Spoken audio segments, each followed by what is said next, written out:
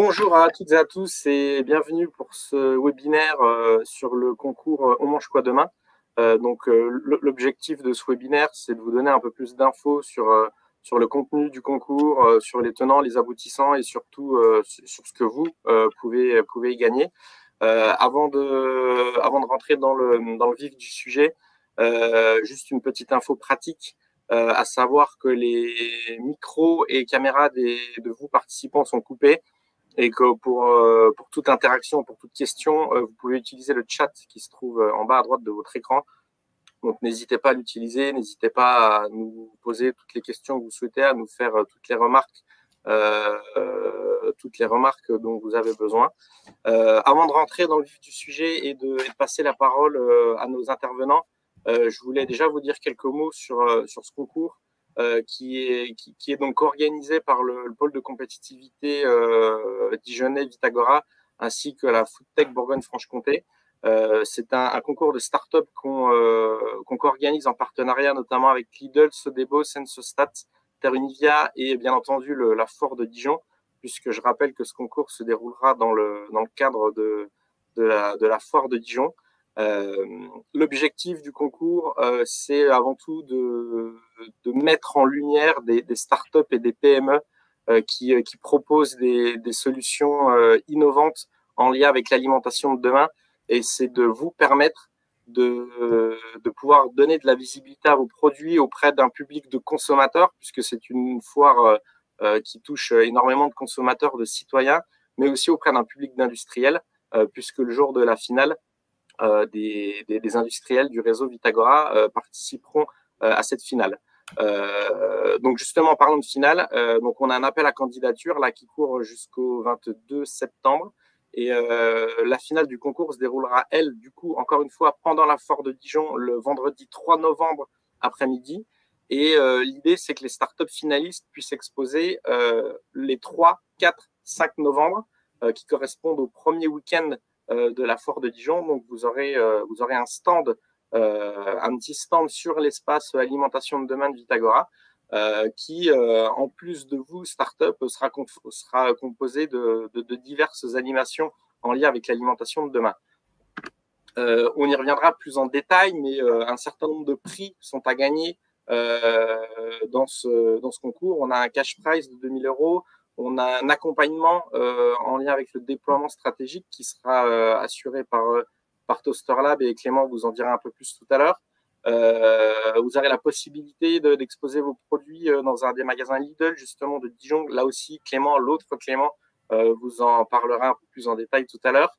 Voilà, Sensostat nous fait également l'honneur d'être présent sur 2 jours pour vous aider à aller rencontrer votre public, à faire des tests conso, à exploiter un petit peu les résultats qui en seront issus. Donc voilà, c'est autant d'avantages pour vos startups à participer à ce concours. De manière très rapide, pour pouvoir y participer, en termes de critères, il faut être une startup ou une PME, il faut être sur le marché français, il faut déjà être en capacité de commercialiser un produit fini à destination des marchés B2C.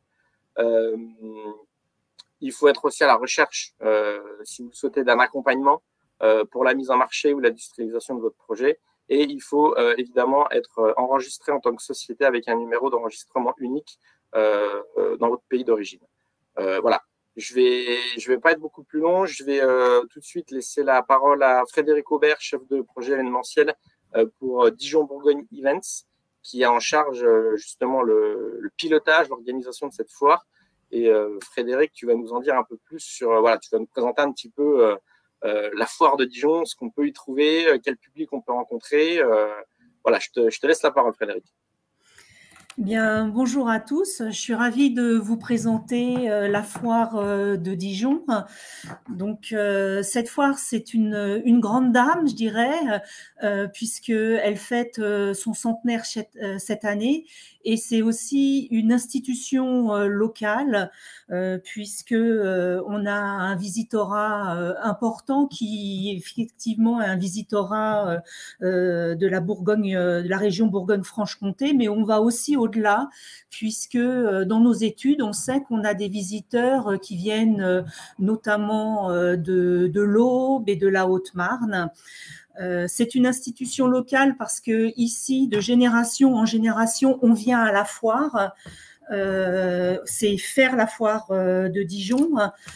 Cette foire, elle dure donc 12 jours. Elle a été créée par des industriels de l'agroalimentaire, justement, pour mettre en avant les produits agroalimentaires locaux. Et aujourd'hui, on a à peu près en moyenne 400 à 450 exposants qui sont répartis sur une dizaine de secteurs.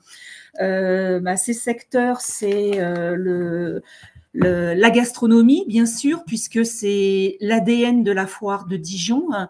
Mais vous avez aussi la mode, beauté, bien-être, on a pas mal de producteurs de vin, on a l'artisanat du monde, on a un secteur ameublement, habitat, on a une allée des démonstrateurs qui a toujours beaucoup de succès. Et on a pas mal d'équipements ménagers. Donc cette foire, elle est sur un site, donc le parc des expositions de Dijon. On accueille les visiteurs et les exposants sur plus de 30 000 mètres carrés. Mais je dirais que le pôle gastronomie représente à lui seul près de 12 000 mètres carrés. Donc, nous sommes très heureux d'accueillir Vitagora et ses ateliers pour le grand public et son concours de start-up, parce que on sait aussi que les visiteurs de foire sont friands de nouveautés. Donc, en plus, ce concours a pour objet les innovations dans le domaine de l'alimentation. Donc, on est certain que notre public sera parfaitement réceptif et heureux de discuter avec des entrepreneurs qui ont des innovations à leur présenter. En plus, je dois préciser que sur cet événement, avant Covid, on était à plus de 160 000 visiteurs sur cette manifestation. Alors bon, et maintenant, avec l'effet du Covid, évidemment, on n'est pas encore à ces chiffres-là, mais notre objectif, c'est de retrouver cette fréquentation. On est là autour de 120 000, 130 000.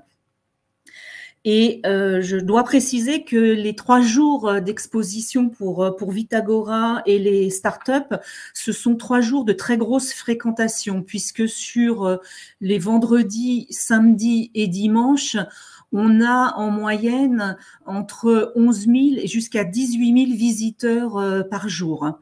Donc voilà, c'est quand même une fréquentation assez significative.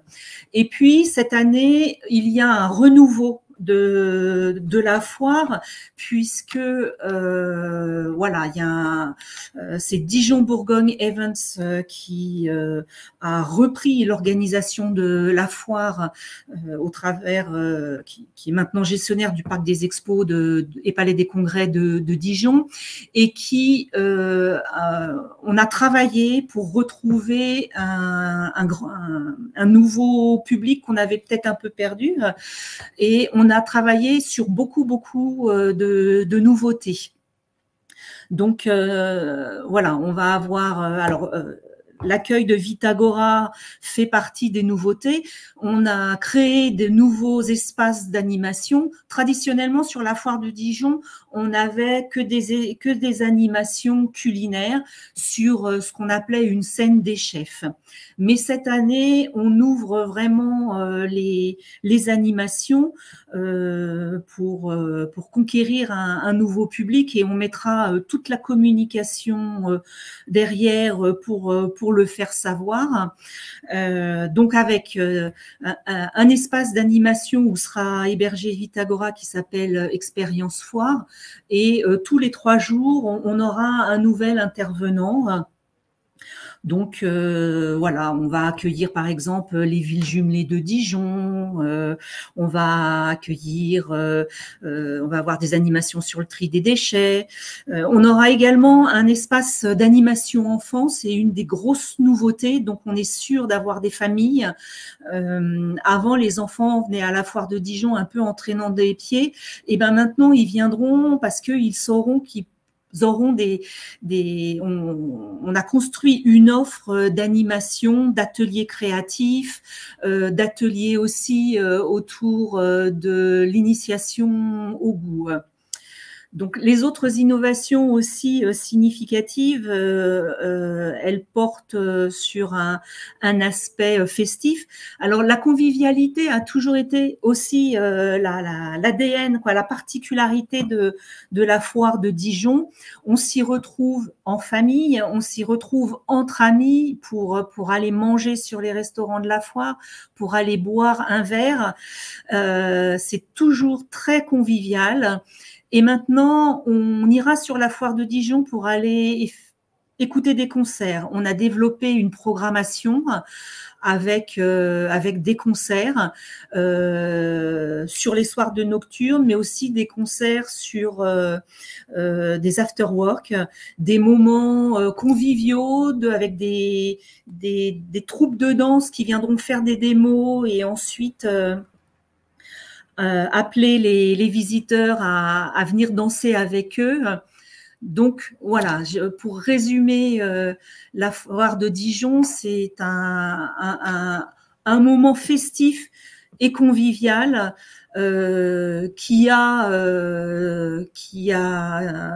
auquel le public est très très attaché. Donc, et puis j'oubliais aussi, on va avoir un espace de rétro gaming dans ces nouveautés pour attirer un visitorat plus jeune. Voilà, donc j'oubliais aussi, la liste des nouveautés est longue. On aura aussi sur 3 jours un village des bières locales. Et également, on mettra en avant sur la fin de la foire les vins du Dijonnois. Donc, ça vous montre que la foire de Dijon, voilà, comme je l'ai dit, c'est vraiment un moment festif et de convivialité avec un visitorat qui a un fort attachement à cet événement. Et cette année, on met tout en œuvre pour conquérir et attirer encore un public encore plus large. Donc voilà, pour résumer, si après s'il y a des questions, je serais heureuse d'y répondre. Merci Frédéric pour cette présentation. Je vois que tous les éléments sont réunis pour que ce soit une belle foire. On va passer sans plus attendre à la prochaine intervention. Donc c'est Clément Grassic de Lidl qui va nous en dire un peu plus sur l'ancienne Lidl que tout le monde connaît et surtout sur voilà ce que Lidl va proposer aux lauréats de ce concours. Clément, je te laisse la main. Eh ben super. Bonjour à toutes et à tous. Alors déjà pour vous expliquer un peu ce qu'est Lidl aujourd'hui. Lidl aujourd'hui c'est quand même 1600 supermarchés sur l'ensemble de la France, plus de 45 000 collaborateurs.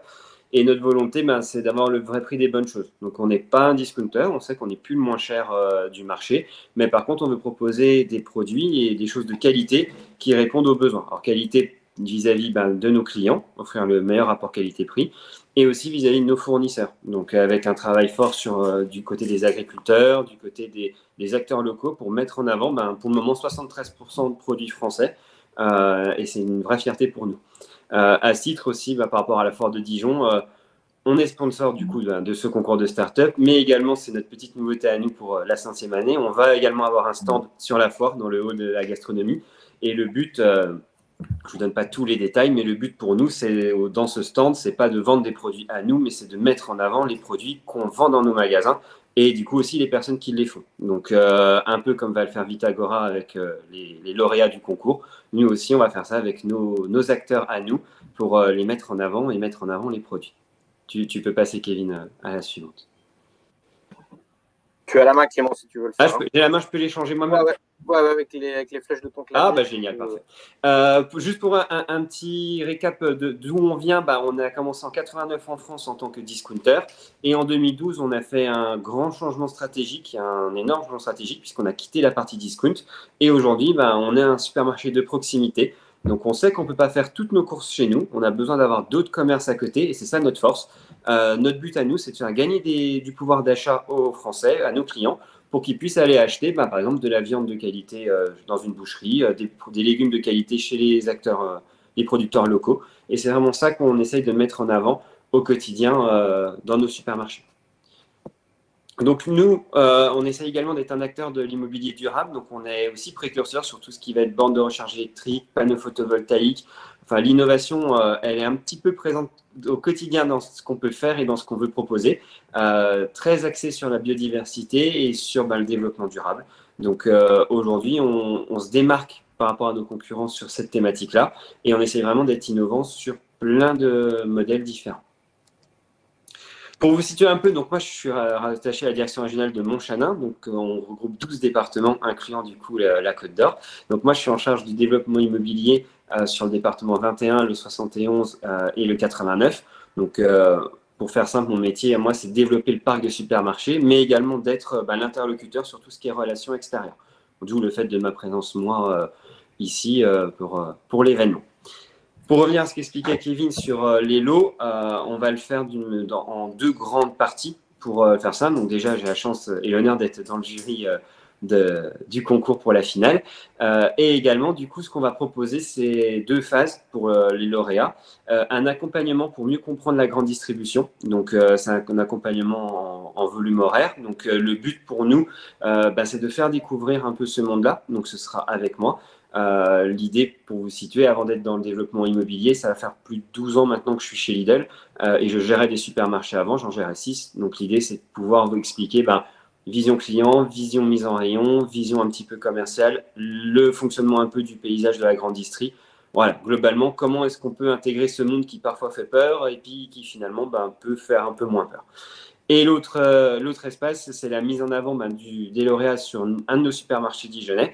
Alors, pour des raisons de logistique et de fonctionnement, nous, internes, ce n'est pas directement dans le supermarché avec un passage en caisse. Le but, c'est une mise en avant sur un de nos magasins qui a le plus grand flux client, un espace dédié qui va être logiquement sur le parking et qui permet de mettre en avant, de commercialiser si le produit qui est lauréat est commercialisable directement. Comme ça, il n'y a pas d'histoire de marge, il n'y a pas d'histoire de négociation commerciale. C'est vraiment du pur bénéfice de dire, voilà, vous avez fait le concours, vous l'avez gagné, on vous met en avant là où on sait que nous, on a du flux et où vous allez avoir une exposition qui est suffisamment grande pour que ça puisse vous être bénéfique.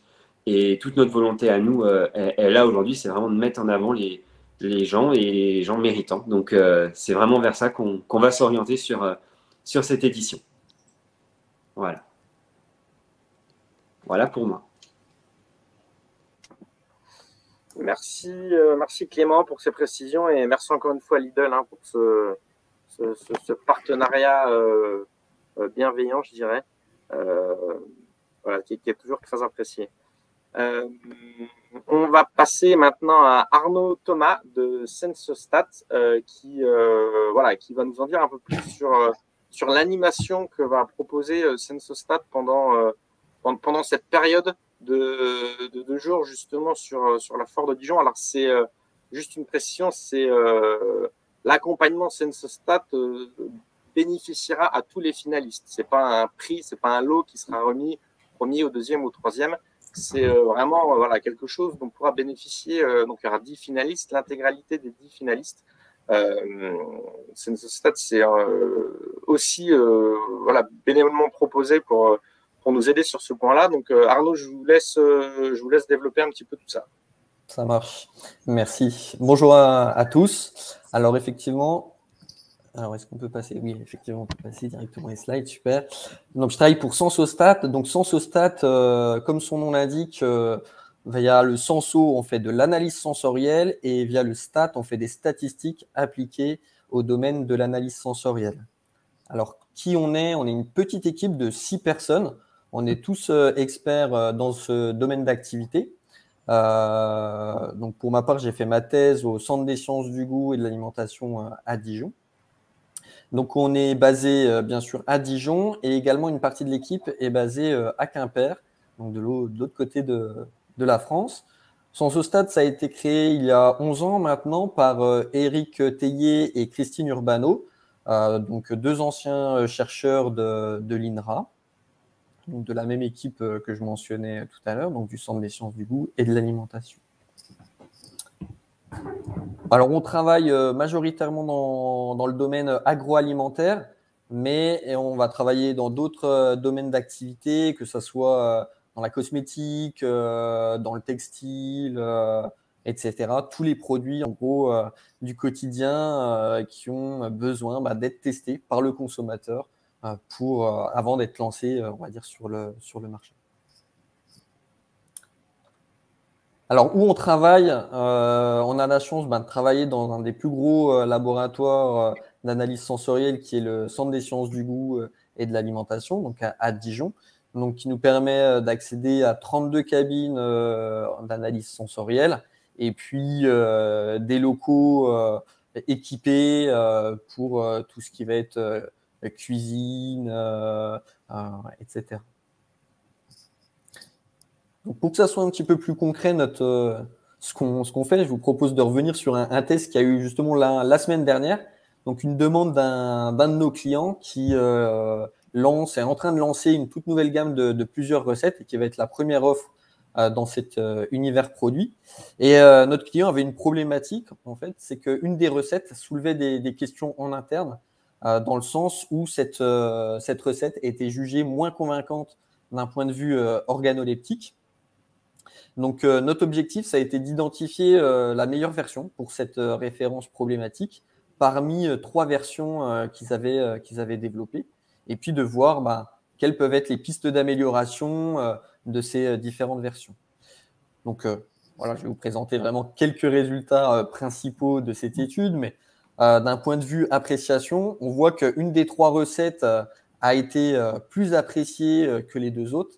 Mais finalement, ça, c'était un petit peu la mauvaise nouvelle pour notre client, du fait que cette recette était une référence carnée par rapport aux 2 autres références qui étaient végétales. Et dans leur politique, l'objectif était plutôt de partir sur une recette végétale. Donc, on a essayé de creuser un petit peu au niveau données ce que pouvaient donner ces 2 recettes végétales et on s'est aperçu qu'on avait une segmentation des consommateurs basée sur leurs préférences. C'est-à-dire qu'on avait un premier groupe qui appréciait plus la recette, la version, troisième version de la recette, alors que cette troisième version était moins appréciée dans un deuxième groupe. Donc, la conclusion pour le client, ça a été de partir sur cette seconde version avec des pistes d'amélioration qui ont été définies et qui ont été récoltées via des questions ouvertes auprès du consommateur. Donc, ça vous donne un petit peu une idée sur quelles problématiques on peut travailler au quotidien. Donc, concernant le concours de start-up, c'est avec joie qu'on va participer à ce concours organisé par Vitagora. Donc, ce qu'on vous propose, c'est de recueillir des données sur vos produits ou bien sur les concepts de vos produits auprès des consommateurs de la foire. Donc, via un questionnaire informatisé, accessible via leur smartphone, on propose pour chaque produit que le consommateur réponde à un certain nombre de questions, donc un certain nombre de questions qui va être limité pour éviter d'être trop rébarbatif et puis que ça soit pas trop lassant pour le consommateur. Donc, des questions sur l'appréciation globale, sur l'intention d'achat, sur l'appréciation du concept, par exemple. Et puis, 1 ou 2 questions ouvertes pour recueillir certaines informations comme les points positifs et les points négatifs du produit afin d'identifier des pistes d'amélioration. Ce qu'on propose, c'est bien d'analyser gratuitement ces données pour vous remettre un rapport pour chacun des participants. Si vous avez des questions, n'hésitez pas, j'y répondrai avec plaisir.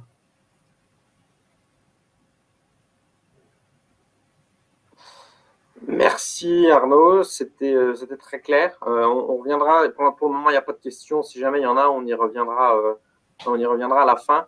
Je vais passer la parole maintenant à Clément Galbois, business developer chez Toaster Lab, qui va vous en dire un peu plus sur l'accompagnement stratégique qui est également à gagner et qui sera assuré par Toaster Lab. Clément, je te laisse la main. Merci Kevin.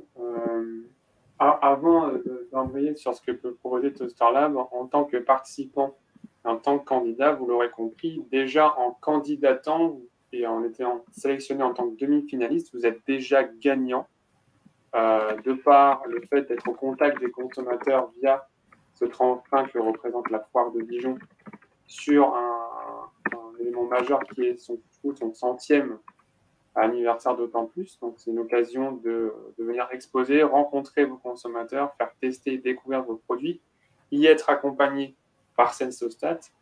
Mais vous pouvez en gagner encore plus, donc grâce à Lidl, vers l'exposition qui vous amène et la possibilité d'être accompagné dans votre développement et dans votre déploiement commercial. Et en plus de cela, peut s'ajouter la brique Toaster Lab, dont je vais vous parler un petit peu. Donc, je suis Clément Galbois, je suis Startup Manager du programme Toaster Lab. Qu'est-ce que Toaster Lab? Ça va être un programme d'accompagnement qui fonctionne grâce à ses experts et grâce à ses alumni. On a une centaine d'experts qui couvrent l'ensemble des sujets du développement d'affaires, de construction de business, de structure d'avocat jusqu'à la stratégie de levée de fonds en passant par le développement commercial. Mais aussi ses alumni. On a 65 qui couvrent l'ensemble des champs et l'ensemble des thématiques de la chaîne de valeur, en passant de l'amont agricole sur des outils de traçabilité jusqu'aux produits finis dans les linéaires de la grande distribution, en passant donc justement sur la valorisation de la donnée dans les magasins pour pérenniser et adapter votre stratégie commerciale et votre stratégie de développement au demeurant. Aujourd'hui, Toaster Lab organise 2 programmes par an thématisés avec en son sein 5 jours d'immersion au sein de notre écosystème en lien avec cette même thématique. Nous en avons conduit un en début d'année sur la fermentation à destination du nous venons clôturer l'appel autour du digital au service de l'agroécologie qui va démarrer le mois prochain.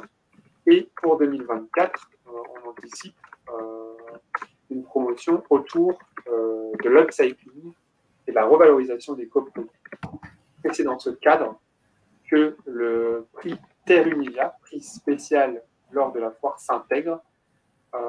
Donc Terre Univia, interprofession des huiles et des protéines végétales, qui s'intéresse notamment aux entreprises qui travaillent sur la revalorisation des coproduits et donner davantage de valeur à ces coproduits en faisant de l'upcycling, mais aussi aux entreprises qui revalorisent les légumineuses et oléagineuses de la filière française en différents types de produits.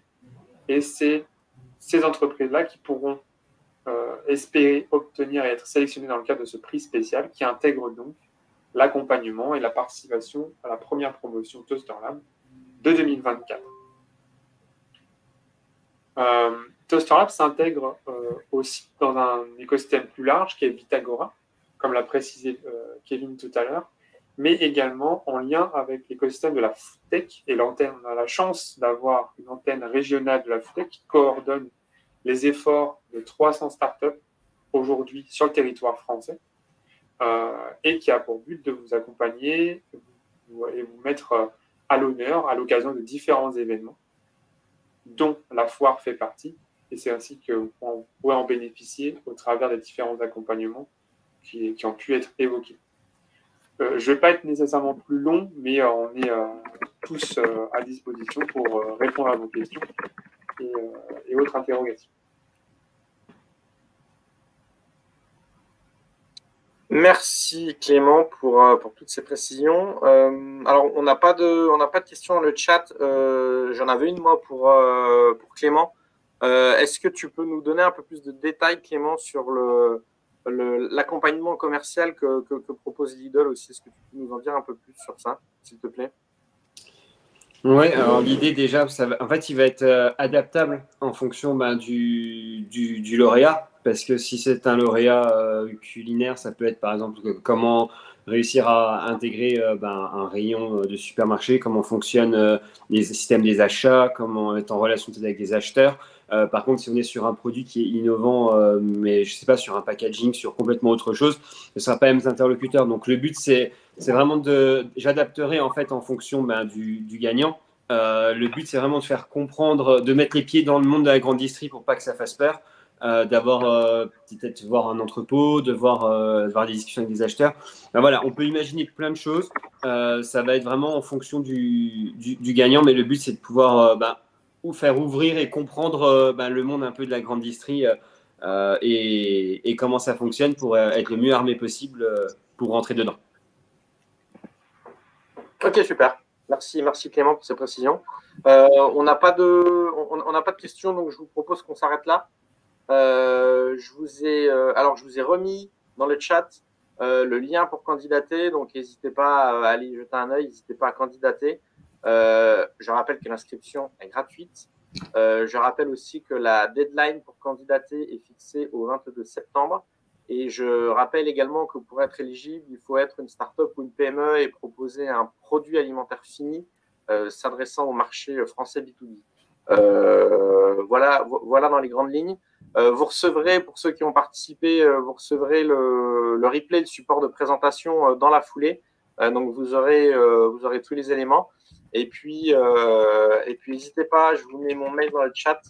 N'hésitez pas, si vous avez besoin de quoi que ce soit, n'hésitez pas à rentrer en contact avec Vitagora. On se fera un plaisir de vous guider. Merci en tout cas Arnaud, Clément, Frédéric et Clément. Merci à tous les quatre pour votre participation, pour votre temps et pour avoir éclairci un petit peu certains points. Je vous souhaite une bonne journée. Je vous dis à très bientôt. Merci. Au revoir. Bonne journée. Au revoir. À bientôt.